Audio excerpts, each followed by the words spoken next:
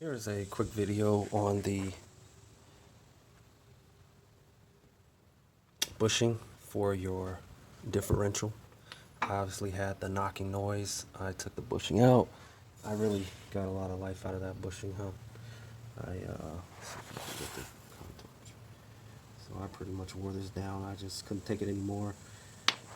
So what I did was drop the exhaust and remove the 3 differential bolts, and I took out the bushing here for the drive shaft.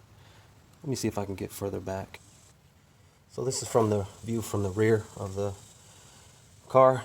You see the axle.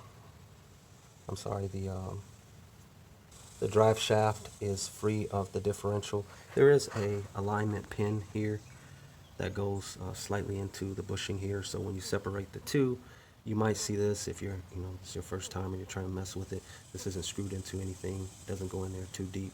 So once you separate the drive shaft from the differential and remove the 3 bolts, one of the bolts obviously is going to be the one for the bad bushing, then the differential will turn or aim down as it is oriented here in the video. What I'm going to do is take a Sawzall and cut the sleeve that's left inside. This here has to come out so that it's just the casing of the differential left, and that'll allow the new bushing to slide in.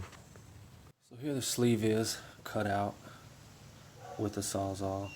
Nice clean cut. I use a chisel to finish it all the way through on one side. There's a video where a master mechanic doesn't drop the differential in this manner from the drive shaft, and the reason why I didn't do it that way is because I'm not a master mechanic and I don't have master mechanic tools. What really made that job easier on that YouTube video, and I'll put it in this video, the link for it, is that he had a torch and he had the ball wrench to put the bushing back in. So it was a pretty cool video to see. I think if I was a master mechanic with master tools, I'd definitely do it that way. I think for all of us garage mechanics, I think the fastest way is going to be this way. So as you can see, a better photo of the differential, free from the drive shaft. The drive shaft does point nearly all the way down. In the previous shot, it was actually at a slight angle, but when I was trying to remove the sleeve from the casing, the drive shaft oriented itself with this point aiming more vertical to the ground. It was a little more horizontal in the earlier shot. As I mentioned before, there's a few videos on how to remove the differential. It's only 3 bolts.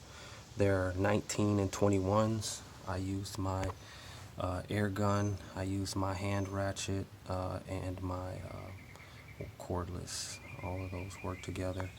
The job so far for me, I'm at the 45-minute mark. It's probably going to take me another 15 minutes to put the bushing in, and probably another 15 to put everything back together. It's a continuation of the video. What I had to do was get out my press and use my 1/2-inch drive to get the bushing pressed back into the casing. It works very, very easily this way. I know a lot of people said you can get a long bolt with some washer configurations to press it back in, but if you have this ball joint tool, it's a million times easier. You can get a lot more torque and actually get it in there the right way. And I mentioned before that I didn't do it the master mechanic's way because he had the cool torch, and this is just a game of angles. So I really needed to have the right angle with my Sawzall, the size of my Sawzall, to get the sleeve cut properly in order to get it out. And so if you can't find the right angles, then you'll have a lot of issues. I did take the advice of the other video and just drop the differential. It was a guy who separate differential from the drive shaft, a U-joint, I believe that is. That's not a U-joint, actually. That's like a, I don't even think that's a yoke. But whatever that bushing is, separate the two. There's a short pin. Once the differential drops a certain amount, as I mentioned before, that pin, will be free, and this can aim down. And then you'll have to adjust the angle of the differential different ways to separate it from the drive shaft, to navigate around the exhaust. I dropped the exhaust in the video.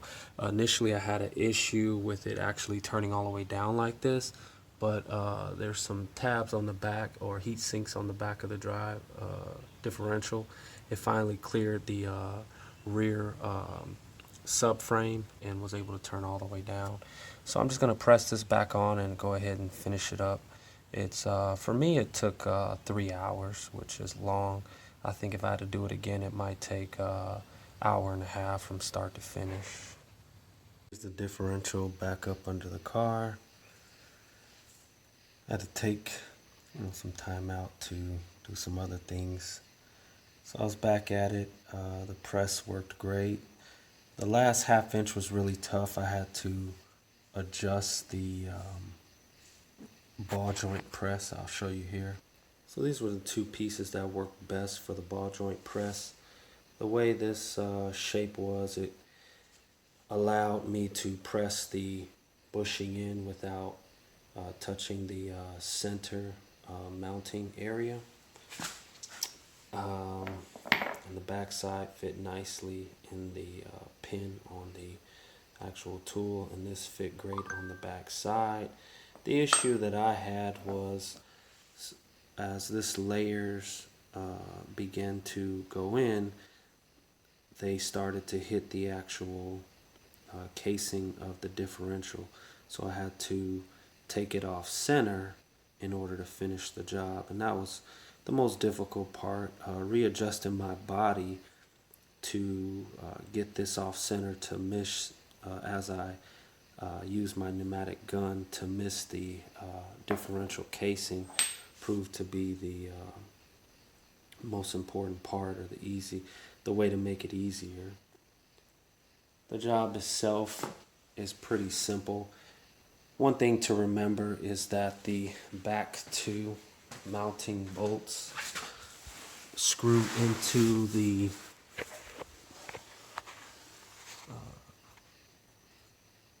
this bolt here. You can't see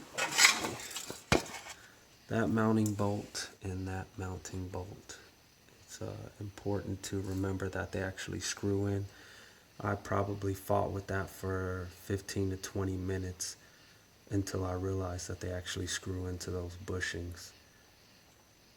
Other than that, everything else went relatively smooth. I put in the two back mounting bolts first, and then I put the front one in, and then I tightened all of the bolts on the coupler there. I put the drive shaft and the differential back together first, but I didn't tighten the bolts, so I stuck the alignment pin into the coupler, put the bolts on there, did not tighten them. Then I fitted the differential, and then once the differential was fitted, I tightened down the front bushing that typically breaks. Then I tightened all of the bolts for the drive shaft connection there, and then I tightened the two back bolts. Now I'm just hanging the exhaust, and then I'll be done. I'll try to think of some other things to help make it easier, help people get an idea. This is not once again, not a video of how to do it. It's just a video of it getting done, and some of the challenges or benefits, shortcuts. Very simple.